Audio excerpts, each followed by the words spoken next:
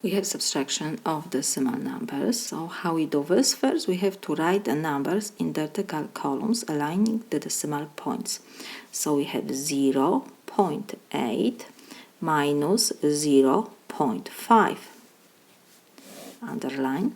And how we subtract? First we have to check if in the top we have greater number than on the bottom. 8 is greater than 5, so everything is okay. And next, how we subtract? We start from the last column and we are going to the left. 8 minus 5 is 3. 0 minus 0 is 0. And we have to take down decimal point. Exactly in the same column, we need to have decimal point. So we got 0.3. Always you can check by doing addition. We have to add 0.3 plus 0.5. How we add decimal numbers? We start from the last column. 3 plus 5 is 8.